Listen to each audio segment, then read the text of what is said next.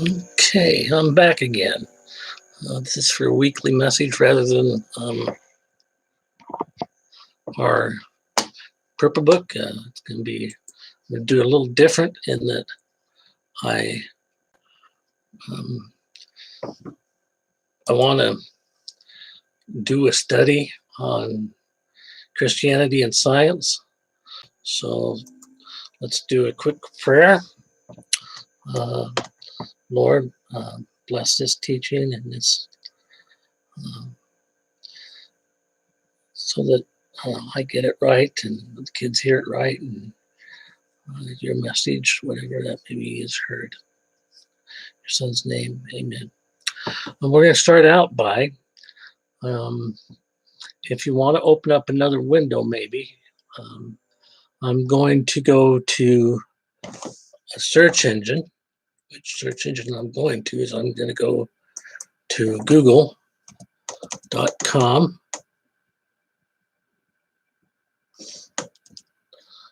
Google, that's google.com for my search engine. And I'm going to type in scientist who were Christians.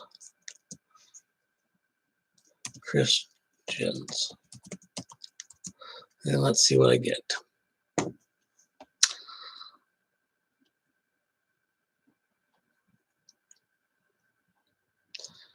I've got a list of Christians in science and technology in Wikipedia. Let's see what that says. Okay, it gives us a list of them.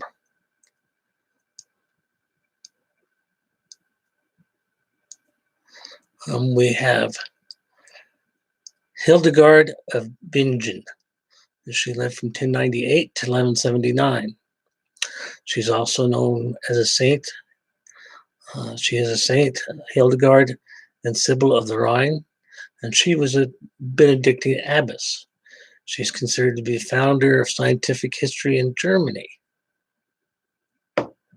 I've never heard of her, but that's interesting. Robert Grosseteste, Bishop of Lincoln, that's in England. He was the central character of the English intellectual movement in the first half of the 13th century and considered the founder of scientific thought at Oxford. He had a great interest in the natural world and wrote texts on the mathematical sciences of optics, astronomy, and geometry. He affirmed that experiments should be used in order to verify a theory, testing its consequences, and added greatly to the development of the scientific method. You all know that the scientific method is if, in order to prove something, you have to, the process has to be repeatable and the outcome has to be the same. Albertus Magnus, who lived from 1193 to 1280. He's patron saint of scientists and Catholicism who may have been the first to isolate arsenic. Well, that's something you want history to remember you by. He wrote that natural science does not consist in ratifying what others have said, but in seeking the causes of the phenomena. Yet he rejected elements of Aristotelianism that conflicted with Catholicism and drew on his faith, as well as Neoplatonic ideas to balance troubling Aristotelian elements. What all that means, I don't know. Let's see if we can get to some more modern and let's see, some that you might know. Francis Bacon, considered among the fathers of empiricism and credited with establishing the inductive method of experimental science via what is called the scientific method. Galileo Galilei, Italian astronomer, physicist, engineer, philosopher, and mathematician who played a major role in scientific revolution during the Renaissance. He got in a lot of. He's the one they like to talk about when they're talking about the church persecuting. Yet he was a Christian. He remained Christian.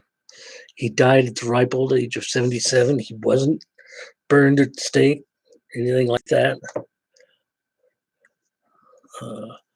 Let's see what we can find out about him.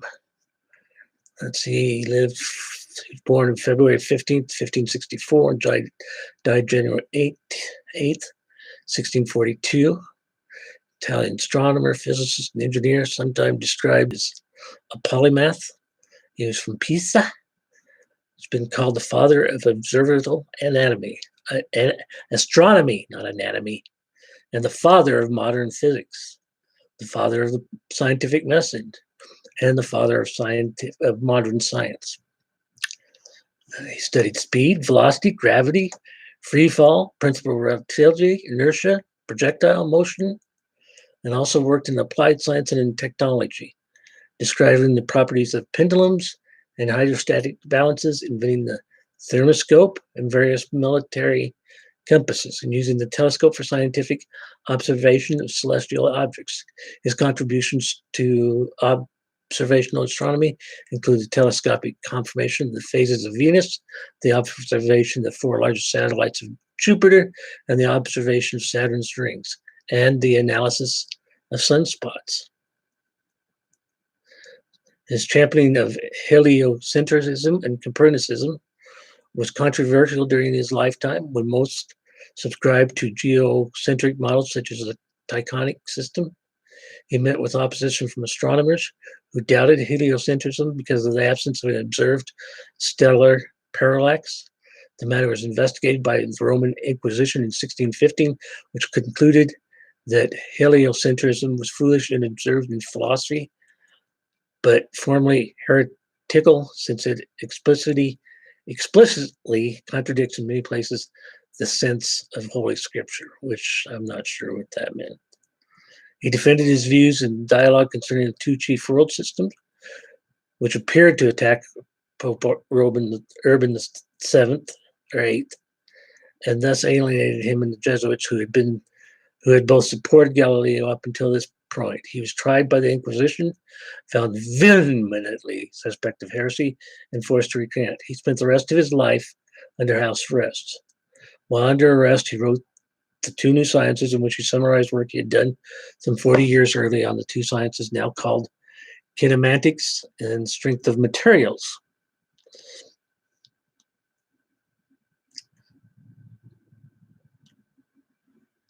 So here he was being persecuted by the church to some extent, although he was never in any danger of being burned at the stake and or anything like that. He did spend a good portion of his life under house arrest. And the main thing was that him and Copernicus had discovered that rather than the sun rotating around the earth, it was the earth rotating around the sun. And that just didn't sit well with some people. Let's see. Galileo received visitors until 1642, when after suffering fever and heart palpitations, he died on January 8th at age 77. Grand Duke of Tuscany wished to bury him in the main body of the Basilica of Santa Croce, next to the tombs of his father and other ancestors, and erect a marble mausoleum in his honor. Plans were dropped, however, after Pope Urban and his nephew, Cardinal Francesco Barberini, protested because Galileo had been condemned by the Catholic Church. He was instead buried in a small room next to the novices' chapel at the end of the corridor from the southern transept of the Basilica to the sacristy. He was reburied in the main body of the Basilica in 1737, after a monument had been erected there in his honor. During the move, 3 fingers and a tooth removed from his remains. One of these fingers, the middle finger from Galileo's right hand, is currently on exhibition at the Museo Galileo in Florence, Italy. So the church really wasn't very kind to him, but it wasn't also, it didn't persecute him near as bad as some people would like us to believe. In fact, many of these people that we talk about, as you may have already noticed, were in fact members of the church. There's Ignazio Dante, lived from 1536 to 1586. He was Bishop of Alatri. He convoked the diocesan synod to deal with abuses. He was also a mathematician who wrote on Euclid, an astronomer, and a designer of mechanical devices. We talked about Francis Bacon, Galileo, Piero Gassendi, who lived from 1592 to 1655. A Catholic priest who tried to reconcile atomism with Christianity. He also published the first work on the transit of Mercury and corrected the geographical coordinates of the Mediterranean Sea. Anton Maria of Rita, lived from 1597 to 1660. Capuchin astronomer. He dedicated one of his astronomy books to Jesus Christ. A Theo-astronomy work was dedicated to the Blessed Virgin Mary, and he wondered if beings on other planets were cursed by original sins like humans are. We have Nicholas Sterno, a Lutheran convert to Catholicism. His beatification in that faith occurred in 1987, so that was in my lifetime. As a scientist, he's considered a pioneer in both anatomy and geology, but largely abandoned science after his religious conversion. Isaac Barrow, an English theologian, scientist, and mathematician. He wrote expositions of the Creed, the Lord's Prayer, Decalogue and Sacraments, and Lections Optica of Geometry. Juan Lobkowitz, 1606 to 1682, Cistercian monk who did work on combinatorics and published astronomy tables. He also he did works of theology and sermons. Seth Ward, an Anglican bishop of Salisbury and Sullivan Chair of Astronomy from 1641 to 1661. He wrote Ismaelius Bulliano. Oh boy, I'm not even going to try that because it's a lot of Latin. Robert Boyle, I believe some of you may have heard of him, prominent science and theologian who argued that the study of science could improve glorification of God. A strong Christian apologist, he is considered one of the most important figures in the history of chemistry.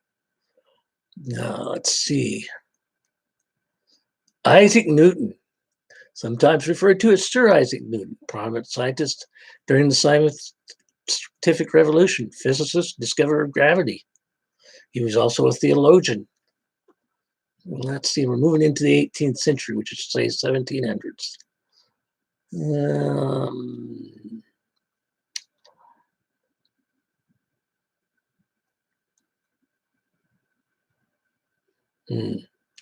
John Ray, English botanist who wrote The Wisdom of God Manifested in the Works of Creation, and was among the first to attempt a biological definition for the concept of species.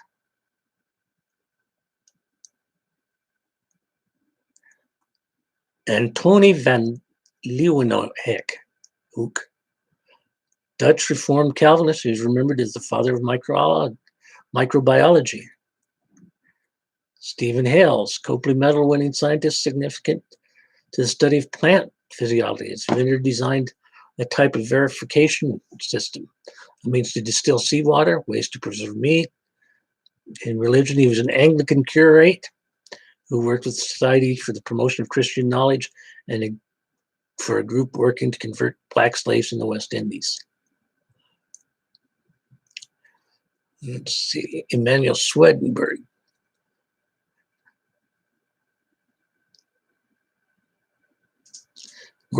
His works contained scientific hypotheses, most notably the nebular hypothesis for the origin of the solar system. Albrecht von Haller, Swiss anatomist, physiologist, known as the father of modern physiology. Notice how many people, how many of these guys and women and men actually, there aren't too many, but there are some, are known as fathers of their particular science, physiology and other things.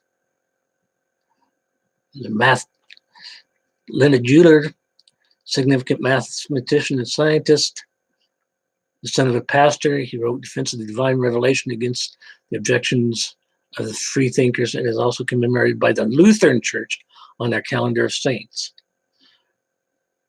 Mikhail Lomonosov, Russian Orthodox Christian who discovered the atmosphere of Venus and formulated the law of conservation of mass in chemical reactions. Antoine Lavoisier, considered the father of modern chemistry, is known for his discovery of oxygen's role in combustion, developing chemical nomenclature, developing a preliminary periodic table of elements, and the law of conservation of mass. He's a Catholic and defender of Scripture. Herman Boerhaave, remarkable Dutch physician and botanist, known as the founder of clinical teaching. The collection of his original thoughts on medicine, translated from Latin to English, is compiled under the name Boerhaave's Orations. John Michell, the English literature who provided pioneering insights in a wide range of scientific methods, including astronomy, geology, optics, and gravitation. Maria Genta Agnesti, mathematician appointed to position by Pope Benedict XIX. After her father died, she divided her life to religious studies, charity, and ultimately became a nun. Carl Linnaeus, Swedish botanist, physicist and zoologist, father of modern taxonomy. We're getting into the 19th century now. Alessandro Volta, Italian physicist who invented the first battery. Unit volt was named after him.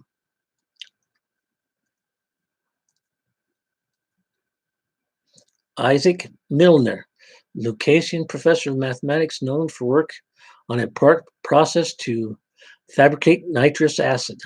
He was also an evangelical Anglican who co-wrote Ecclesiastical History of the Church of Christ with his brother and played a role in the religious awakening of William Wilberforce, who also led William Friend being expelled from Cambridge for a purported attack by Friend on religion. Now, you might remember William Wilberforce from the movie Amazing Grace. He was a leader in the abolitionist movement in England. Thomas Robert Malthus, English cleric and scholar whose views on population caps were an influence on pioneers of evolution and biology, including Charles Darwin and Alfred Russel Wallace. John Abercrombie, Scottish physician and Christian philosopher who created a textbook about neuropathology.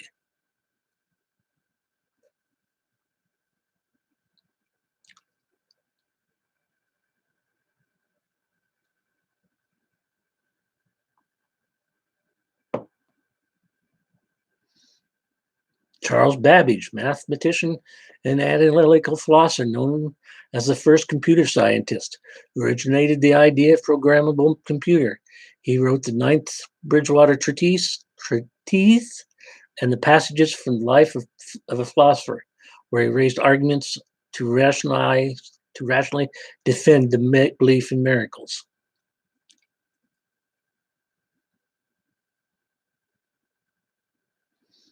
There's a whole list of these guys. Oh, here's one that I know you know.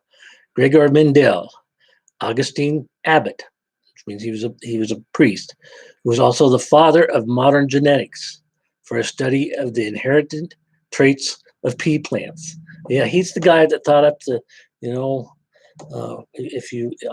some of you have probably studied genetics a little bit, and they usually talk about eyes. There's a big B and a little b. The big B represents the little b represents the recessive gene, and the big B represents the other gene. I can't remember. I thought of it a while ago, but if you've got a parent with two big B's and a parent with two little b's, all your children are going to be brown-eyed. If both parents have nothing but big B's, they're going to be brown-eyed. If both parents have brown eyes, but they both carry the recessive blue gene, you've got a 25% chance of one of them being blue-eyed, and on like that. I think you guys remember Gregor Mendel, but I wanted you to know that a lot of things that the humanistic world, the secular world, they take for granted. They talk about scientists being scientists and not having religion. As we've already seen, a lot of these guys weren't just Christians and scientists. They were clerics, they were priests, they were pastors. They took an active, they were theologists. They took an active part in their religion.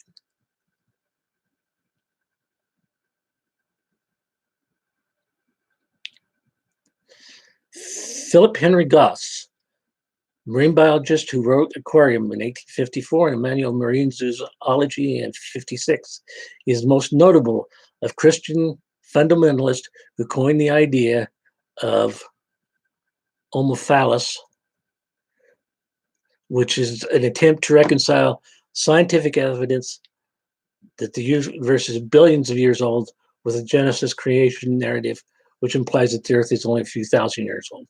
It is based on the religious belief that the universe was created by a divine being. So you've got these guys, I mean, they've got this bias. It's Christianity, but it hasn't stopped. It hasn't clouded their minds. They're looking for the truth, and they're looking to reconcile our religious beliefs, what the Bible says, with scientific data. And one must understand that there's a difference between science and scientists. Science is continually changing our belief system, not our belief system, but what we know as science is constantly changing. 100 years ago, scientists, the consensus was that the universe had existed forever, that there was no beginning and therefore would be no end. We were just here. And we'll get into that in a few minutes when I talked about another Christian scientist. And it may surprise you who this Christian scientist is and what he talked about. There's Asa Gray. His Gray's manual remains a pivotal. Got to get rid of something. Working in botany.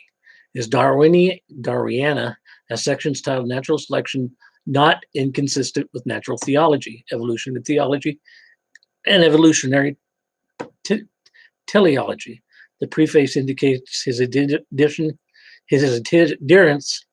to the Nicene Creed and concerning his religious issues.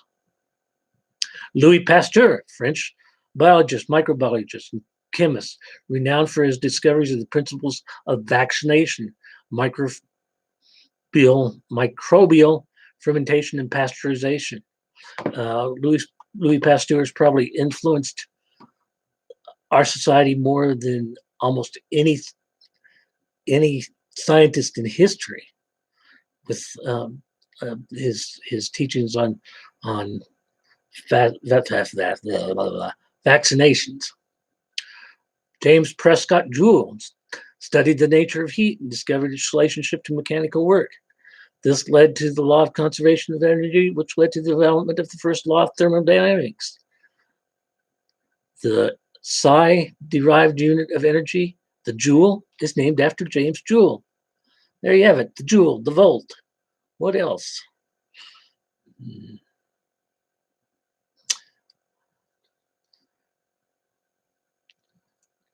Joseph Lister, British surgeon and pioneer of antiseptic surgery. He was raised as a Quaker. He subsequently left the Quakers and joined the Scottish Episcopal Church. Now we're in the 20th century. John Gladstone served as the president of the Physical Society between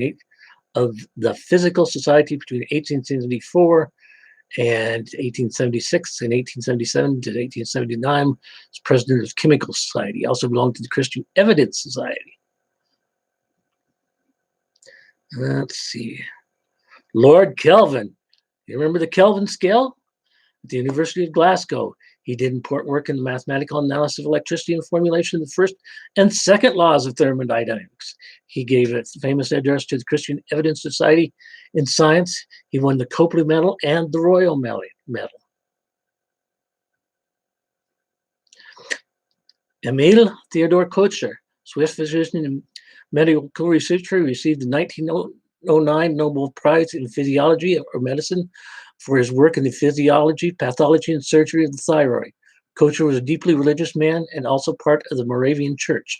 Kocher attributed all his success and failures to God.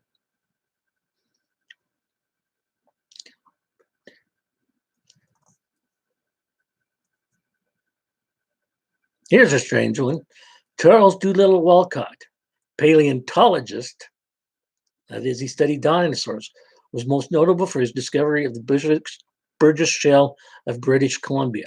Stephen Jay Gould said that Walcott's discovery of the shell fossils was a convinced Darwinian and equally firm Christian who believed that God had ordained natural selection to construct the history of life according to his plans and purposes.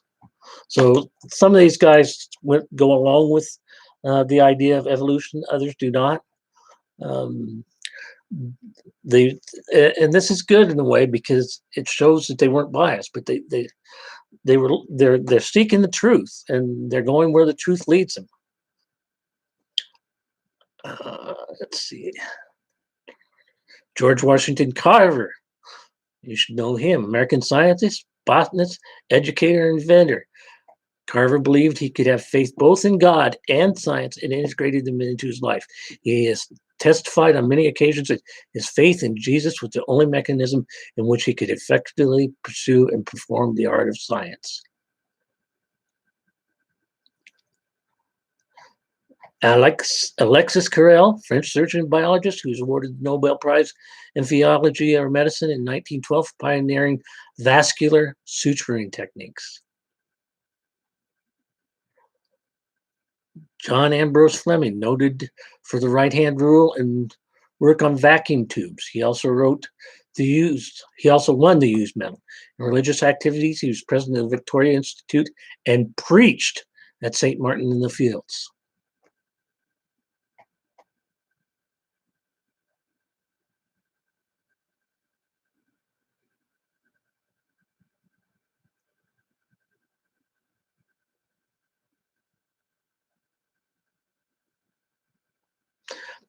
Victor Francis Hess, practicing Roman Catholic who won a Nobel Peace Prize or Nobel Prize in Physics and discovered cosmic rays. In 1946, he wrote the topic of the relationship between science and religion in his article, My Faith, in which he explained why he believed in God. And Jorge, how do you pronounce his name? Georges Henry Joseph Edward Lemaitre was a Jesuit-educated Belgian Catholic priest, mathematician, astronomer, and professor of physics at the Catholic University of Louvain. He was the first to identify that the recession of nearby galaxies can be explained by the theory, and guess what this theory is? Some of you have probably used to watch the TV series The Big Bang Theory. Yeah, this was the man who came up with it. Something to be noted was, as I said before, 100 years ago, scientists did not believe the universe even had a beginning. It just existed. He put this theory forward. I don't know what he called it at that time.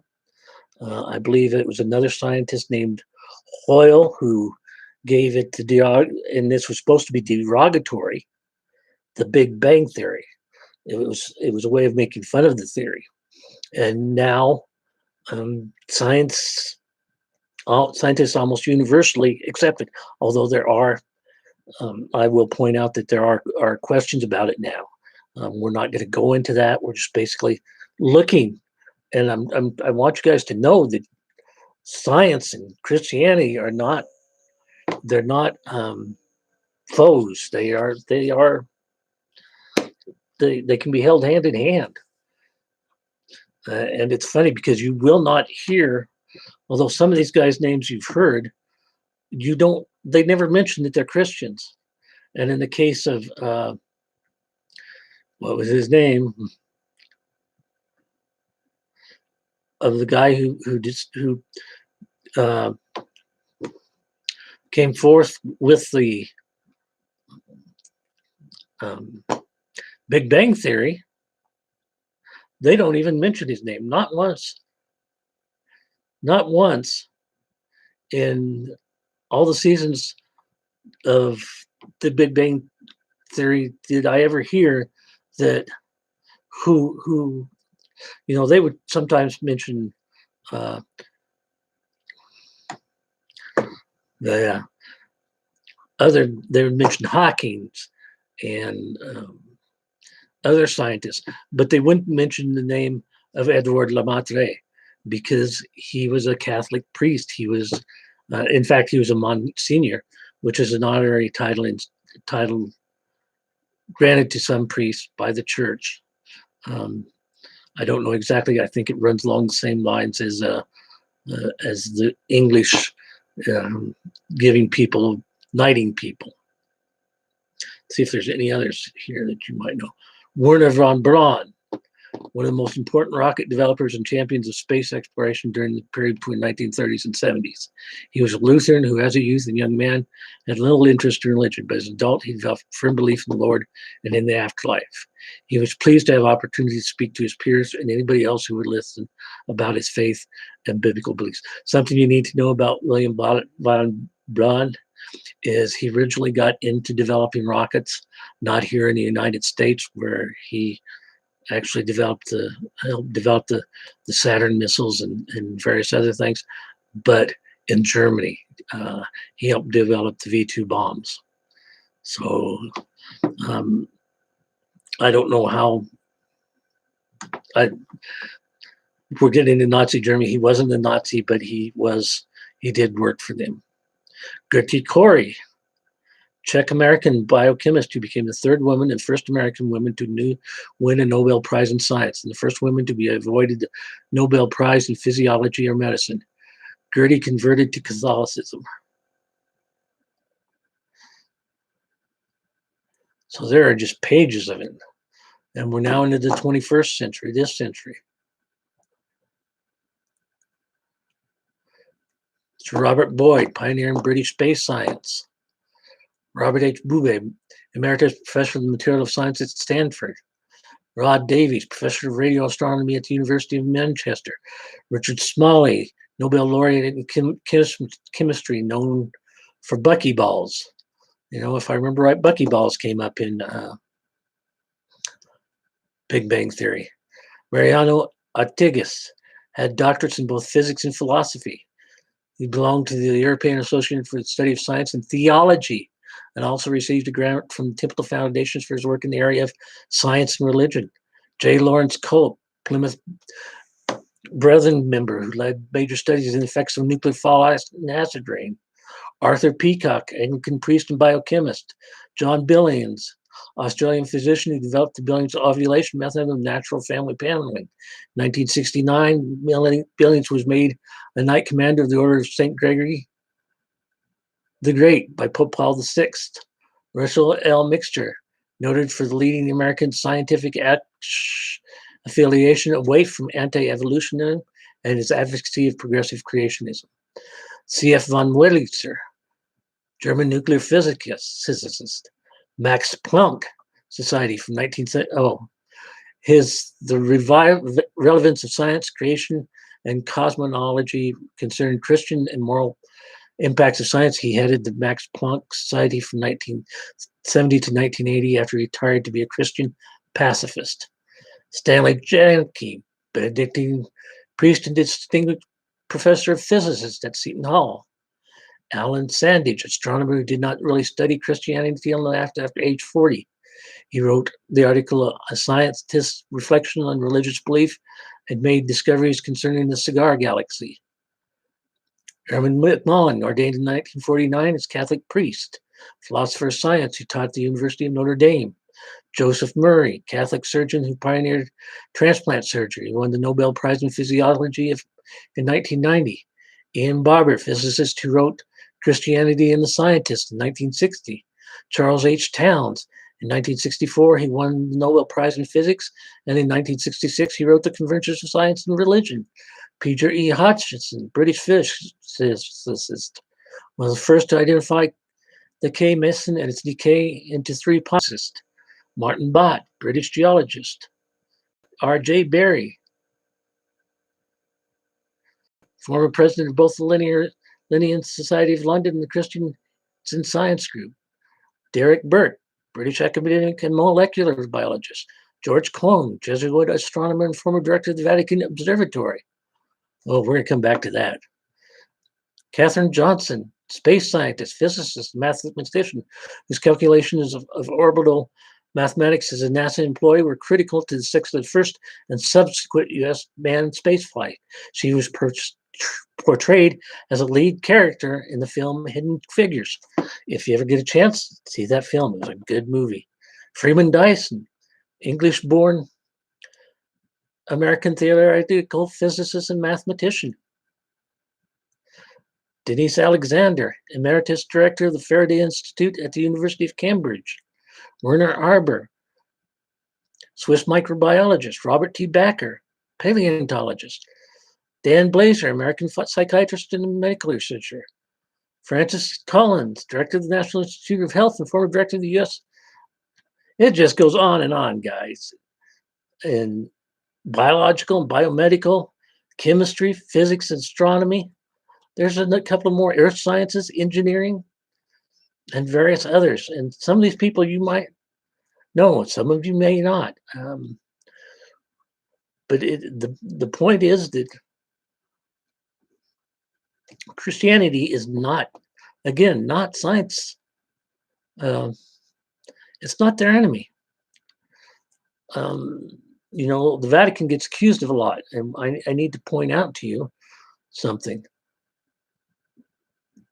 The Vatican, which is in Rome, it's a separate governmental entity governed by the Catholic Church. The Pope is the head of the Vatican, as well as the Church. And it's, let's see, when did it?